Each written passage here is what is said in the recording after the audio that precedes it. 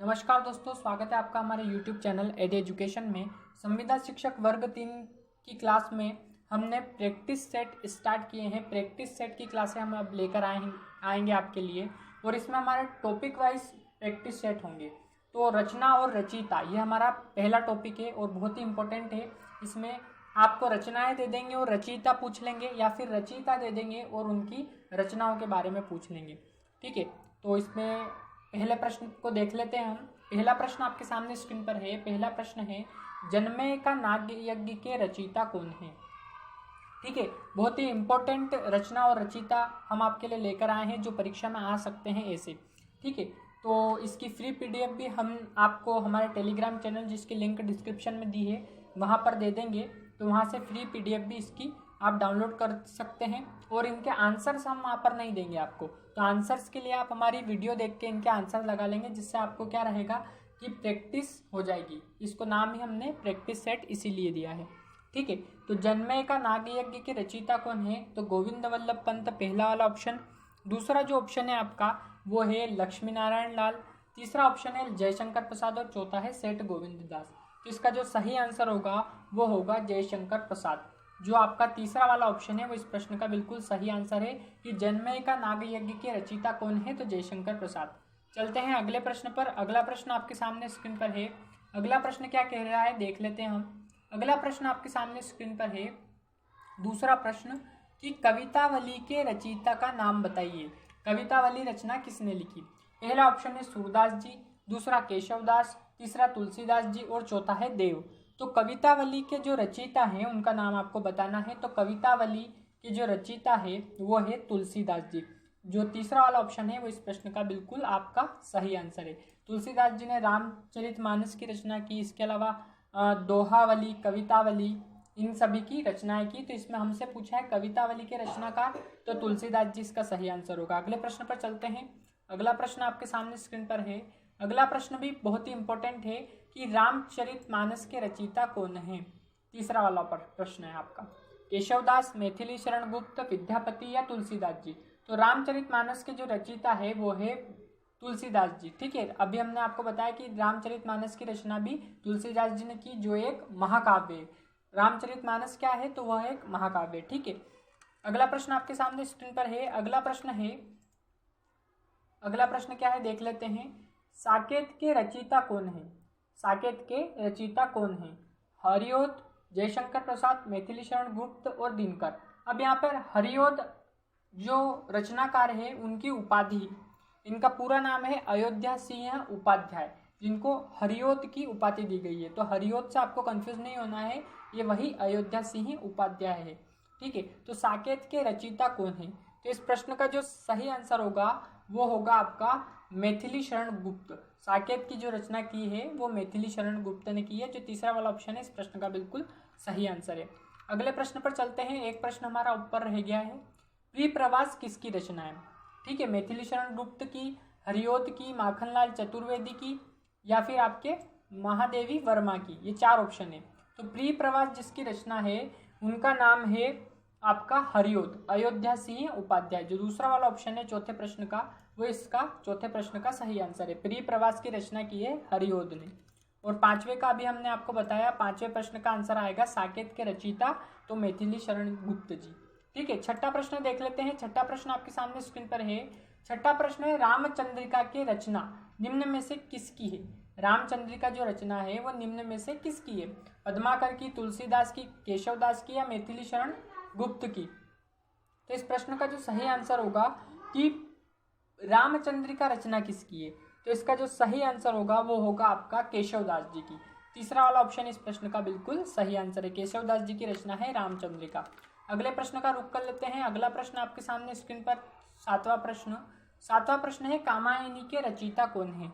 सुमित्रानंदन पंत, जिन्हें हम पंत भी कहते हैं, प्रसाद यानी जयशंकर प्रसाद, निराला यानी सूर्यकांत त्रिपाठी निराला, और दिनकर यानी रामधारी सिंह दिनकर। अब आपको इन लेखकों के रचयिता के पूरे नाम याद होना आवश्यक है। ठीक है, तो कामायनी की रचना किसने की। तो कामायनी के जो रचयिता है उनका नाम बताना है। तो कामायनी की जो रचयिता है वो है आपके प्रसाद यानी जयशंकर प्रसाद जी ने कामायनी की रचना की, यानी कि जो दूसरा वाला ऑप्शन है इस प्रश्न का बिल्कुल सही आंसर है। अगले प्रश्न को देख लेते हैं। अगला प्रश्न आपके सामने स्क्रीन पर है।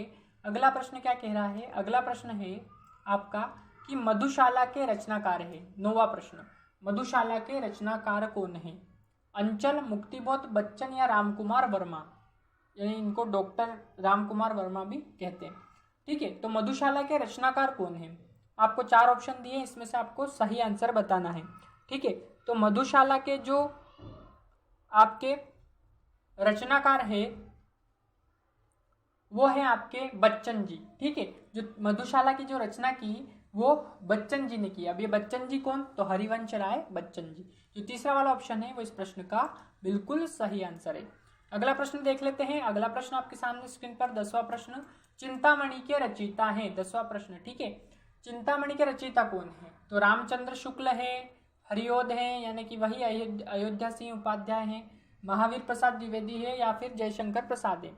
तो चिंतामणि के जो रचयिता है वो है आपके रामचंद्र शुक्ल। पहला वाला जो ऑप्शन है इस प्रश्न का बिल्कुल सही आंसर है। चिंतामणि के जो रचयिता है वो है रामचंद्र शुक्ल। अगले प्रश्न का रुख कर लेते हैं। अगला प्रश्न आपके सामने स्क्रीन पर, पद्मावत रचना किसकी है?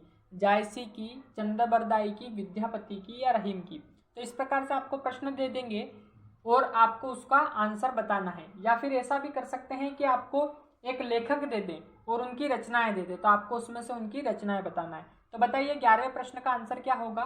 पद्मावत किसकी रचना है? तो पद्मावत जो रचना है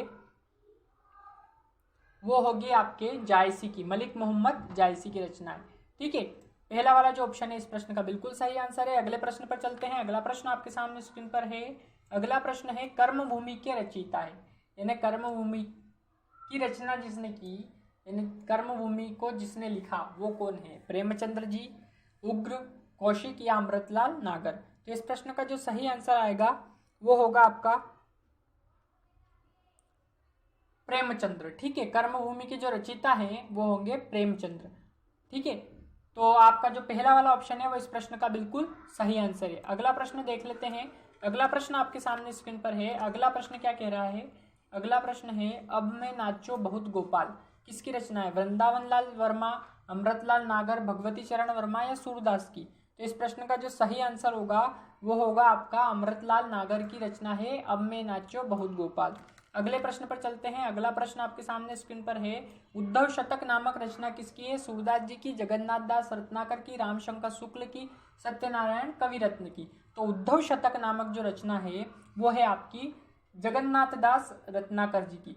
ठीक है, जो दूसरा वाला ऑप्शन है वो इस प्रश्न का सही आंसर है। बहुत ही इंपॉर्टेंट प्रश्न लेकर आए हैं हम आपके लिए, तो आप पूरी वीडियो देखें, इसको स्किप नहीं करें। चाहे तो आप इसकी प्लेबैक स्पीड बढ़ा के भी देख सकते हैं। दीपशिखा के रचयिता कौन है? चांद बीबी, महादेवी वर्मा, विद्यावती राठौर या सुमित्रा नंदन पंत? तो दीपशिखा के जो रचयिता हैं वो है आपके विद्यावती राठौर। तीसरा वाला जो ऑप्शन है वो आपका सही आंसर है। अगला प्रश्न बहुत ही इंपॉर्टेंट है, साहित्य लहरी के रचनाकार कबीर, जायसी, सूरदास या पद्माकर? तो इस प्रश्न का जो सही आंसर होगा वो होगा सूरदास जी। सूरदास जी ने साहित्य लहरी की रचना की है। ठीक है, इसके बाद अगला प्रश्न देख लेते हैं। अगला प्रश्न आपके सामने स्क्रीन पर, शिवा बावनी की रचयिता है पद्माकर, भूषण, केशवदास या जागनिक? तो शिवा बावनी के जो रचयिता है वो होंगे आपके भूषण। ठीक है, शिवा बावनी जो रचना है उसके रचयिता कौन है? तो भूषण। जो दूसरा वाला ऑप्शन है इस प्रश्न का बिल्कुल सही आंसर है। अगला प्रश्न 18वां प्रश्न आपके सामने स्क्रीन पर है। ये 20 इंपॉर्टेंट रचना एवं रचयिता लेकर आए थे आपके लिए, बहुत ही इंपॉर्टेंट प्रश्न है ये। वेताल 25 रचना है, सरल मिश्र, भारतेंदु हरिश्चंद्र, लल्लूलाल या सूरती मिश्र की? आपको सही आंसर बताना है कि वेताल 25 किसकी रचना है।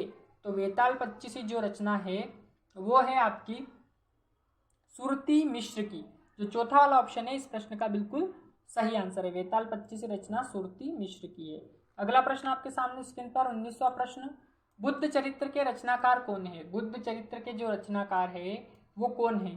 तो इस प्रश्न का जो सही आंसर होगा आचार्य महावीर प्रसाद द्विवेदी, श्याम सुंदर दास, आचार्य रामचंद्र शुक्ल या आचार्य पद्म सिंह शर्मा? तो बुद्ध चरित्र के जो रचनाकार है वो है आपके आचार्य रामचंद्र शुक्ल। तीसरा वाला ऑप्शन इस प्रश्न का सही आंसर है। और आखिरी प्रश्न आपके सामने स्क्रीन पर है। आखिरी प्रश्न क्या है? वैदेही वनवास नामक रचना निम्न में से किसकी है? तो वैदेही वनवास नामक जो रचना है वो है